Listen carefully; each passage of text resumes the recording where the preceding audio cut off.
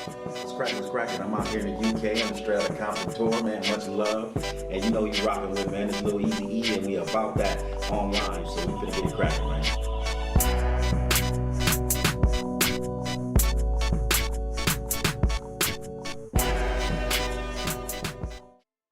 And I think it's dope and the stuff you did at the Holdin Court Podcast. And I think it was great even just seeing you on that as somebody from No Limit representing where you've got Mob James and stuff as well. And I was like, that's pretty dope, being a No Limit representative there with the Death Row, affiliation. Exactly. So I got a couple more questions. You was also seen with P, at a Jay Prince signing. What was it like meeting Jay Prince, man?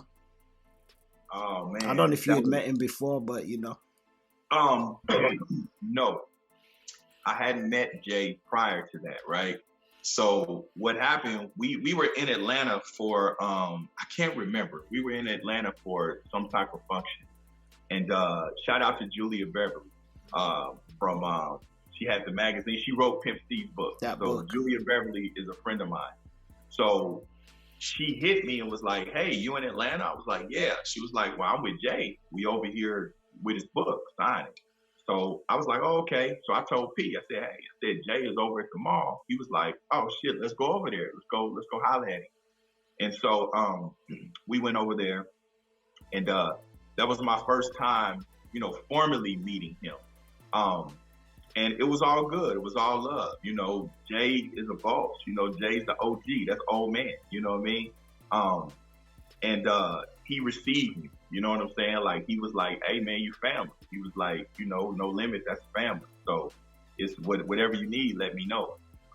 Which is, fast forward, how he was able to do my podcast. You know what I mean? Because he was a man of his word. He was like, "Man, you family." So actually, after that, well, during that moment, it was a little tense because, Julia had felt some kind of way about something that P had said about her on the Breakfast Club.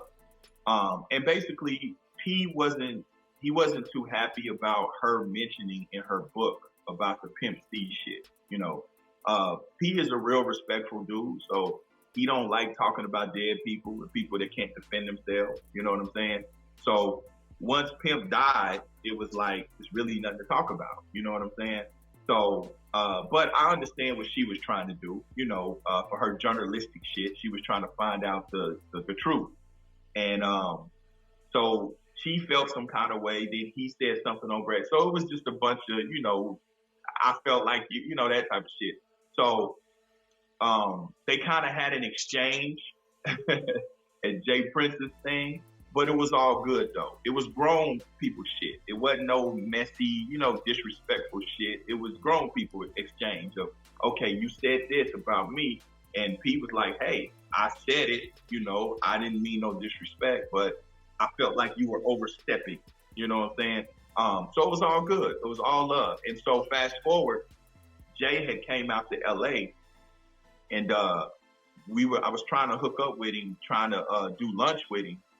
But he was moving, making his round. And so they had went over to, I think it was Roscoe's Chicken and Waffle. And so, I know a lot of people out here. So I called Roscoe's and was like, "Hey, Jay Prince, him and his party, whatever they want, call me with the bill." You know what I'm saying? I got it. You know what I mean? And so just as a show of token of appreciation and just respect to, to the one of the bosses. And, he was like, "Man, I appreciate that." Just, just the show of respect. And, Jay carry it like a mafia don, you know what I mean?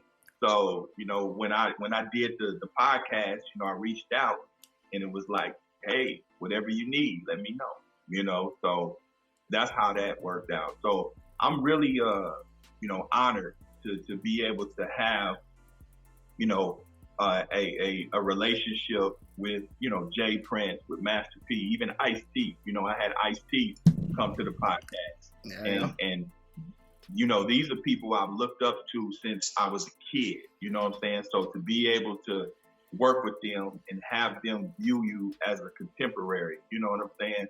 And have that mutual respect, man, is fulfilling. It's awesome, you know. Yeah, no, it's big, man. And you definitely done earned it and are coming up in your own ranks, you know, as a boss in the game. With that being said, you know, we know you're an entrepreneur and an independent hustler in your own right. What made you start the Holdin Court Podcast? And then we've got a couple of stories based around, you know, things that have happened on there recently. You know what? Again, you know, a lot of this stuff goes back to Pete. You know what I mean? Because he had a TV show / radio show called Doin The Most a couple years back. Juggy and yeah, with Jay Tweezy was on it, and you know, he asked me to be a part of it. You know, he invited me just because I'm his boy. I didn't have any experience. You know what I mean? So when I did it, you know, Jay Tweezy would tell me, you know, like, man, you're good at this. You're good at this. And I was like, really? And he was like, yeah. He was like, you're actually good at this. So, you know, Jay Tweezy and P giving me that positive reaffirmation, you know what I mean? That positive encouragement. I always hung on to that. And then briefly, I had a radio show on Dash Radio after that, from doing their show. The people that were working on his TV show, they thought I was good as well. So they gave me a show on Dash. Okay. I did that for just a short moment, and then I got busy doing other shit. So as the podcast game exploded, and then with the quarantine, you know, when we were quarantined, all I was watching was podcasts on YouTube. And so, you know, I really started getting inspired, like, man, I could do this. And then from being on social media, from engaging, from going live, a lot of my fans and my followers would encourage me too. They would say, hey, man, you should do a podcast. You know, you say a lot of good shit. We love your insight. We love your positivity. We love your stories. We love all of that. So you should consider that. So during the quarantine, I brushed up on it. All I did was watch podcasts. And I got with my partner, producer Ken, and I told him, because me and producer Ken, we produced some other TV shows and TV pilots together. And I was like, man, I need you to help me with this podcast, man. Let's do it together. So, you know, right after the quarantine, man, we got right to work. Legends live forever. Co-signing my man Master P. No limit forever.com. Understand the flavor, kid. Been put in for the NO forever since day one. Send it straight, baby. CIC murder, super shocker. All are true. You know what I mean? No limit for life, kid. Shout out my man P. Hardest in the game, baby. Respect that. Shout out to Fonzo doing it for the UK. It's your boy Westwood 1. Cool.